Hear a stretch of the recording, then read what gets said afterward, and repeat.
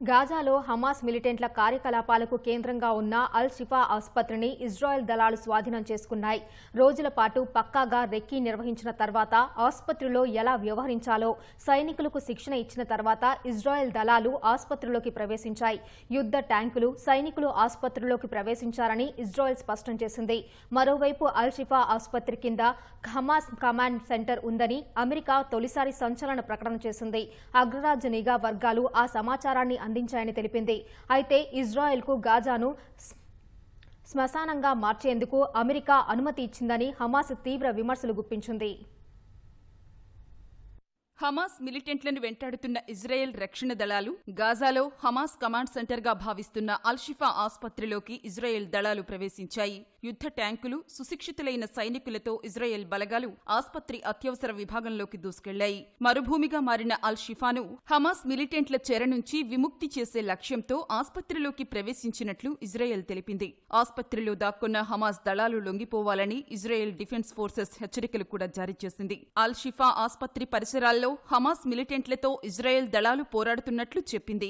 అల్ షిఫా ఆసుపత్రిలో ఖచ్చితమైన సమాచారంతో లక్ష్యాలపై దాడులు చేసినట్లు ఇజ్రాయెల్ సైన్యం పేర్కొంది. ఈ దాడిలో వైద్య సిబ్బంది అరబిక్ భాష తెలిసిన వారిని వెంట తీసుకెళ్లినట్లు వెల్లడించింది. ఇక్కడ దాడి నిర్వహించడం కోసం దళాలకు ప్రత్యేక శిక్షణ కూడా ఇప్పించినట్లు తెలిపింది. రోగులకు హాని జరగకుండా వైద్య సిబ్బంది పౌరులకు ఏమీ కాకుండా ఉగ్రవాదులను తరిమివేయనున్నట్లు ఇజ్రాయెల్ దళాలు వెల్లడించాయి.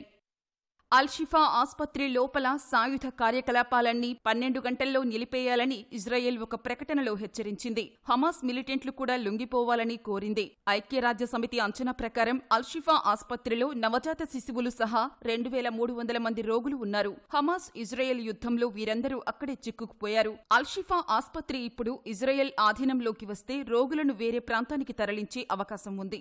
మరోవైపు గాజాలోని అతిపెద్ద ఆసుపత్రి అయిన అల్ షిఫాపై అమెరికా తొలిసారి సంచలన ప్రకటన చేసింది. ఆ ఆసుపత్రి కింద హమాస్ కమాండ్ సెంటర్ ఉందని తమకు ఇంటెలిజెన్స్ సమాచారం లభించిందని America national security council coordinator John Kirby ప్రకటించారు. అల్ షిఫా ఆసుపత్రి కింద హమాస్ భారీగా ఆయుధాలను భద్రపరిచిందని వివరించారు.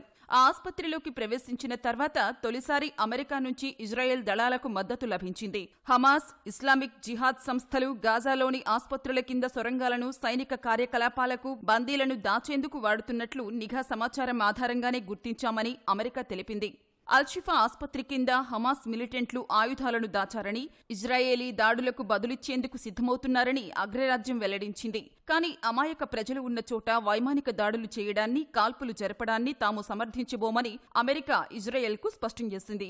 గాజా పౌరులను రక్షించాల్సిన బాధ్యత ఇజ్రాయెల్కు ఉందని స్పష్టం చేసింది. America ప్రకటనపై Hamas భగ్గుమంది. ఆసుపత్రులపై తీవ్రమైన చర్యలు తీసుకోవడానికి, గాజా వైద్య వ్యవస్థను ధ్వంసం చేయడానికి అగ్రరాజ్యం ఇజ్రాయెల్కు గ్రీన్ సిగ్నల్ ఇచ్చిందని ఆరోపించింది.